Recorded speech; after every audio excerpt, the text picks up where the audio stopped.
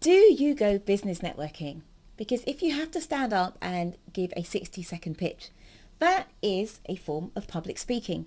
And that's why I want to talk today about what you include in your 60-second pitch. Because sometimes less can be more. I want you to remember this little phrase. If you want to impress, say less. Hi, I'm Shola Kaye. I'm a public speaking coach and I work with individuals and organisations going in and delivering masterclasses and keynote speaking. And of course, I help business owners to get better at growing their businesses using public speaking. Itchy nose. And one aspect of public speaking is, of course, going and making a pitch. It could be a 60-second business pitch at a networking event. And of course, it could even be a pitch for new business.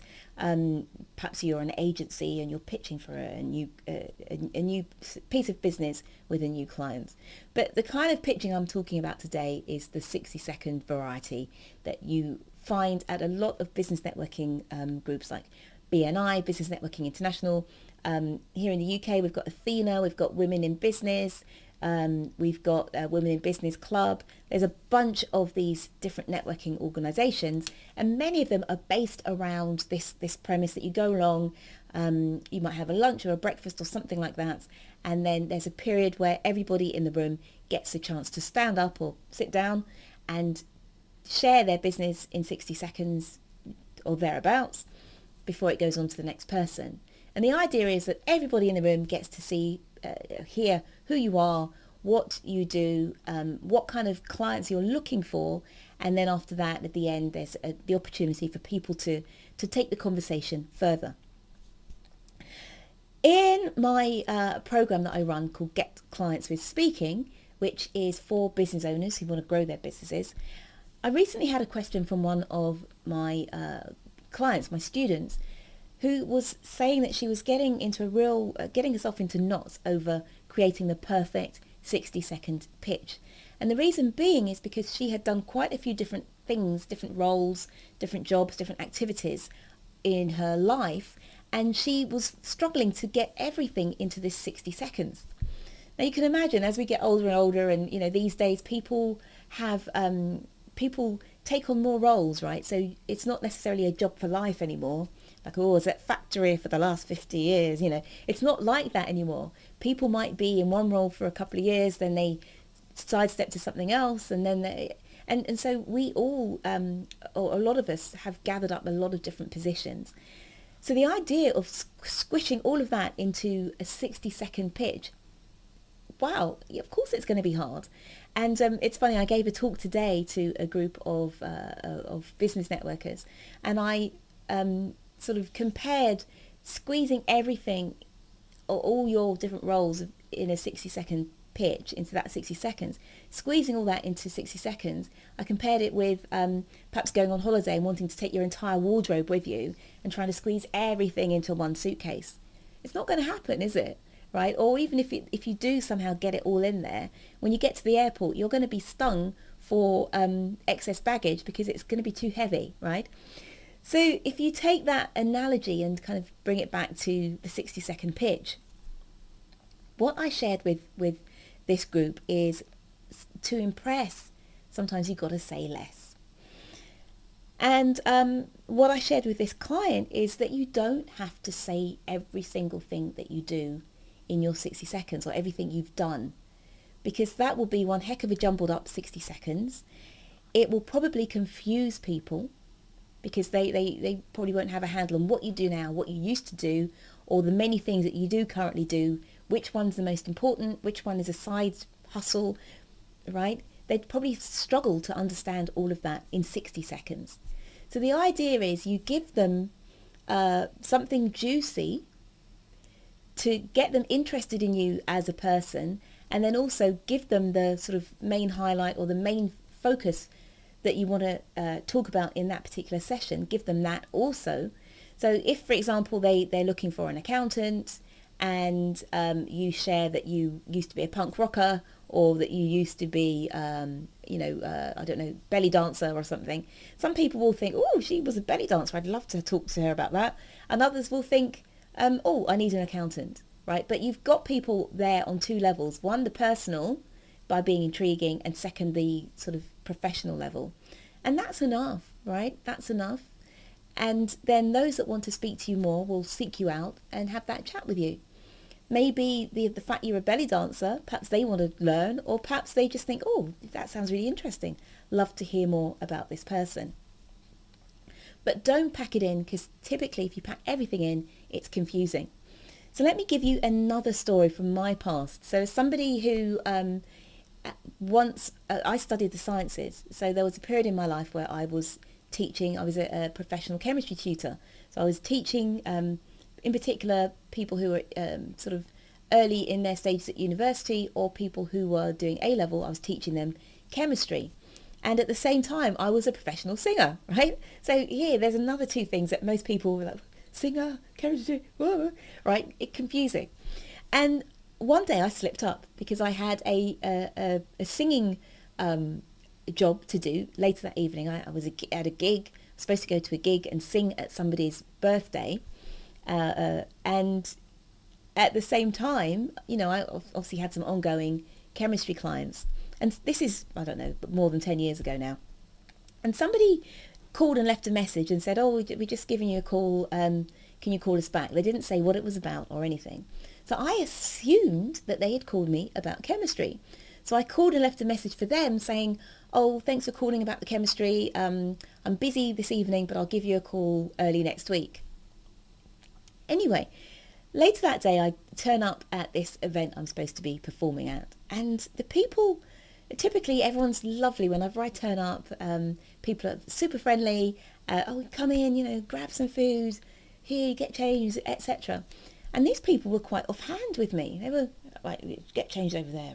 There's a bit of food. Right? They really did treat me in a very sort of brusque and sort of offhand way. And I thought, wow, what's going on here? These people are a bit rude. This isn't what I typically expect. And anyway, went through the evening and did the performance, and people were dancing and enjoying themselves and loving it. And at the end, the people who hired me came up to me and they said, gosh, thank you so much. That was great. We were so afraid. We were so scared. And I said, well, why were you scared? And they said, well, we phoned you earlier today. And when you phoned us back and you said, I'll talk to you next week about the chemistry, we thought, oh my gosh, we've hired somebody who is a chemistry tutor moonlighting as a singer. There's no way she can be a decent singer if she does chemistry by day.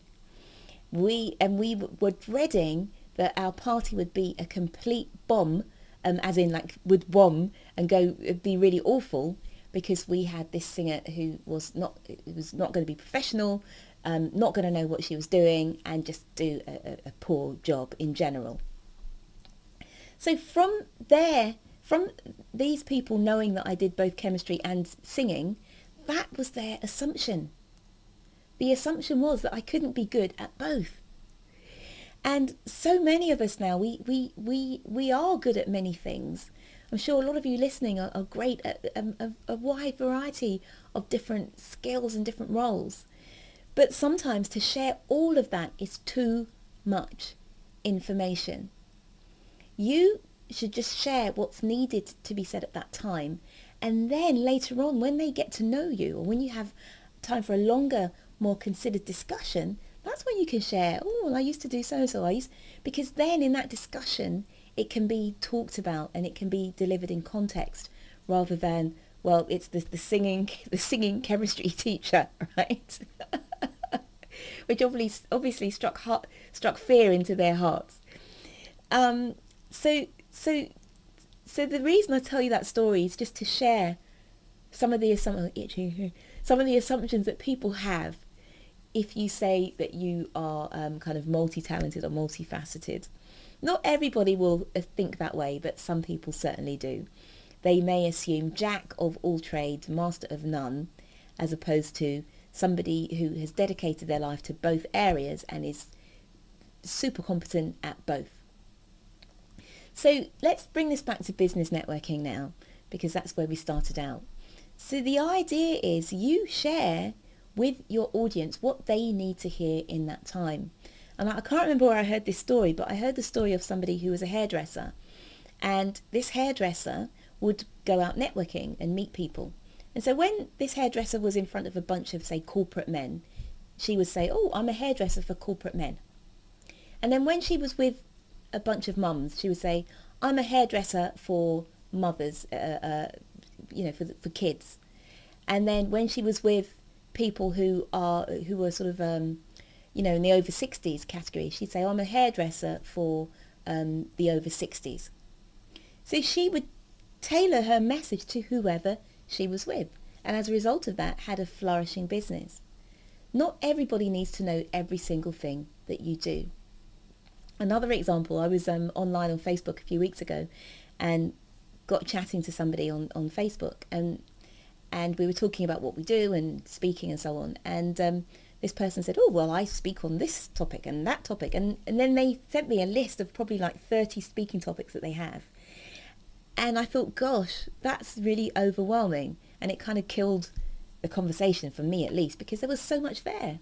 And I know that this person was really proud of having this sort of massive roster of topics, but I frankly thought it was overwhelming. And if I wanted to hire somebody, I'd probably find somebody who, not that they only speak on one thing, but it was clear that they just had a specialism in a particular area, rather than someone who gave me a list of like 50 topics or 30 topics. So to reiterate, if you want to impress, say less. Okay, less is more. Simplicity can be a beautiful thing.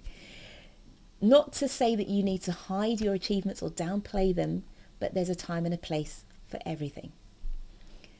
I hope that was helpful.